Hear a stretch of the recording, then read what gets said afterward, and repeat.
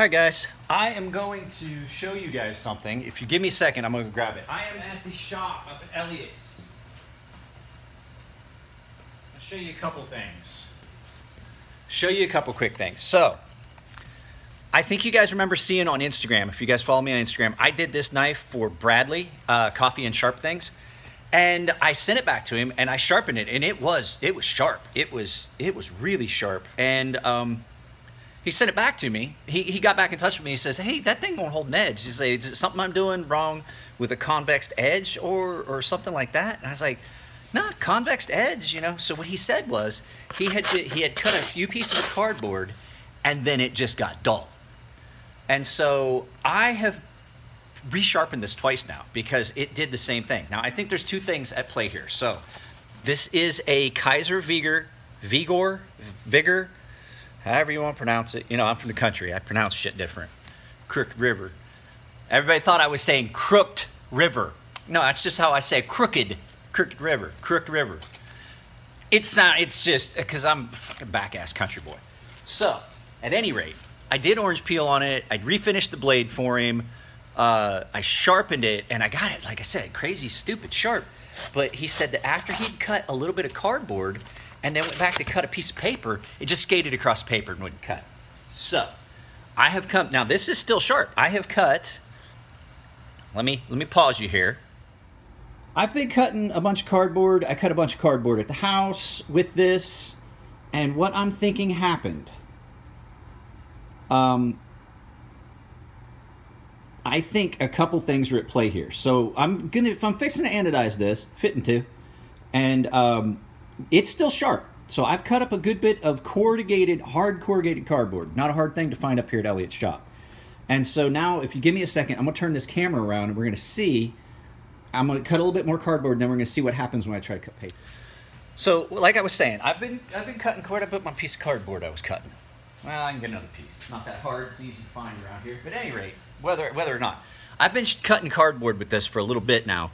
The edge is holding. Now, is it gonna be perfect? No, I cut, that's some thick corrugated cardboard. It's stuff that got, now it's still sharp. I think that there's a couple things. Now, I'm gonna have to touch this back up again because it's not as sharp as I want it to send it back to Bradley, but I gotta take it apart, anodize it, and I always usually sharpen things after that. He asked if I could do blue or do some ano. I asked him if he wanted me to do some ano.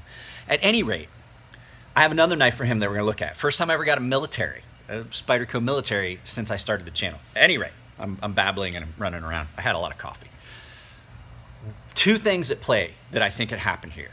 This is not as hard, and I brought this for a reason.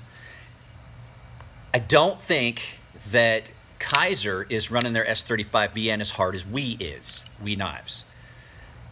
This acts so much like my Sebenza. My Sebenza will do that. You can be, everything will be sharp, it'll be hair popping, screaming sharp, and then you cut a little bit of cardboard and then you gotta touch that edge up. Now, it'll keep cutting cardboard for a long time. Just because you lose that keen hair popping, paper, screaming through paper sharpness does not mean that the knife is dull. So what happens is it, at the edge, does not hold as well because it is run softer. And then the other thing that I think has happened is, because after a couple of sharpenings, first time I did this, it wouldn't do that. I gave it a really heavy sharpening. I did take material off this knife. I gave it a good heavy sharpening. And then it still was doing it. Like the edge just wanted to roll over and just peel off. And then so I've sharpened this twice, real heavy now, plus the first time that I sharpened for Brad, which was a pretty heavy sharpening. I think that when they ground the actual edge, what can happen, and now that I've made a few knives, I can tell you what I think is happening because I did it. I did it to a knife. I did it to a knife that I made and had to throw it away. Well, I didn't have to throw it away. I just had to kind of keep sharpening it.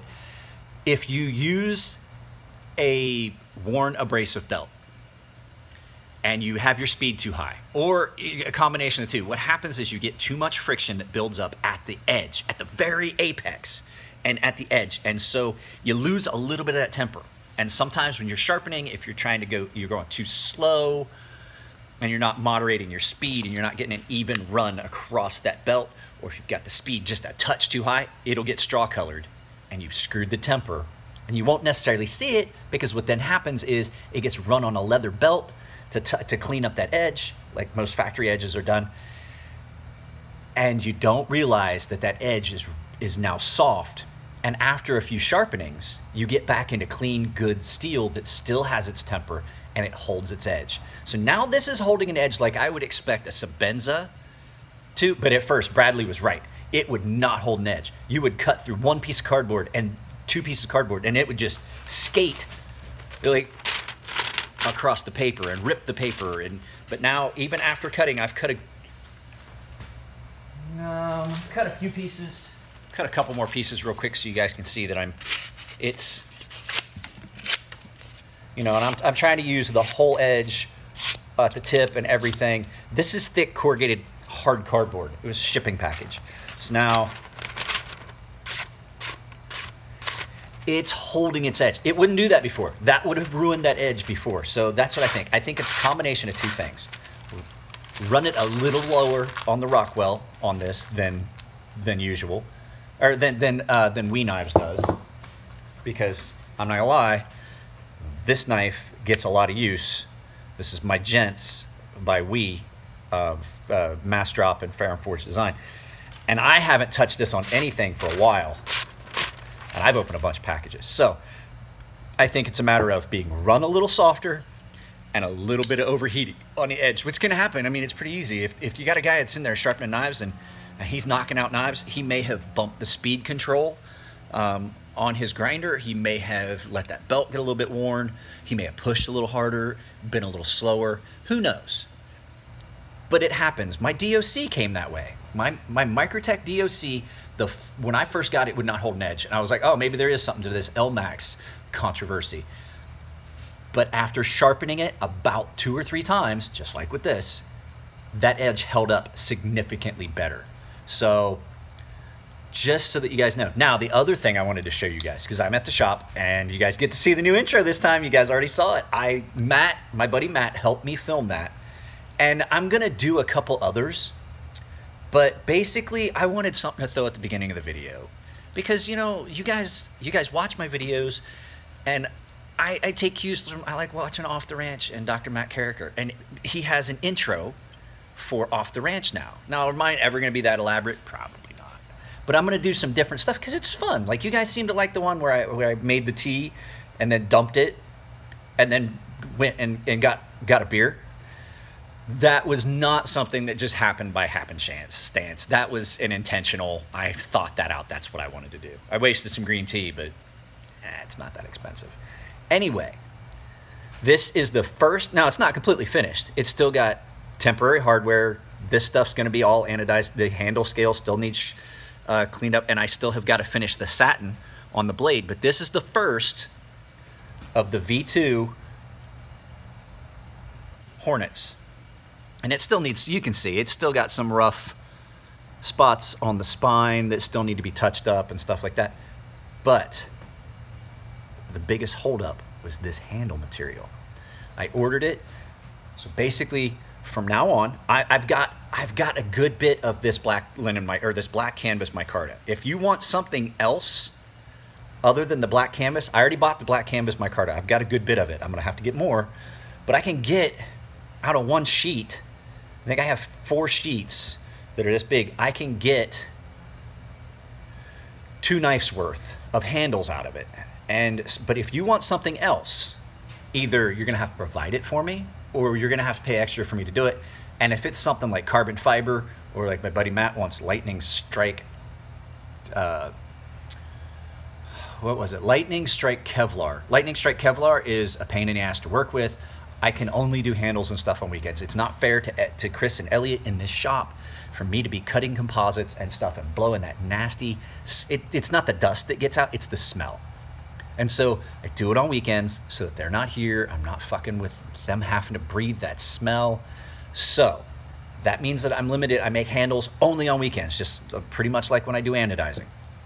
That's that. Okay. The last thing, there's nothing on my bench, guys.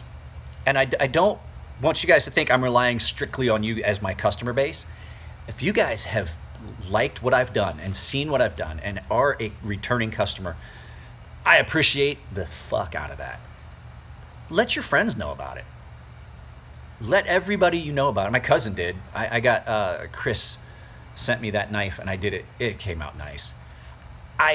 It's a business and I've got limited customer base right now. This week I have nothing, which means that I'm not gonna make any money this week. Zero.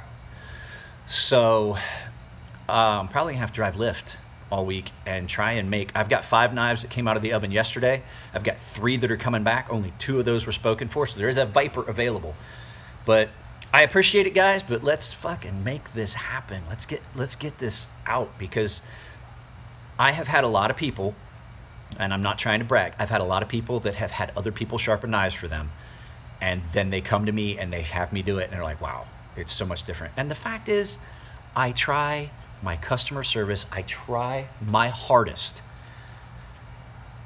I give you guys updates. I call it. I mean, I do. Sometimes there's things I miss people and things like that. I've got 2 people that ordered knives. I forgot to write them down. I'm not gonna lie. 2 people ordered knives. I have been going back through past texts and emails because I know who they are. I just gotta find their full name so I can put it in the book exactly what they want. I know they're in there. I know who they are. I've been busy and it's hectic and I'm learning how to run this business. So it's gonna be more than 10 minutes. I want to do a video that's under 10 minutes. So, all right, guys, I got to put this together. I got to start this work. I may do a second video of just showing me do this, and I am going to shoot a video today to explain the process of the ceramic coatings. All right, guys, that's it. You guys, I love you, and you take it easy, and I'll see you next time.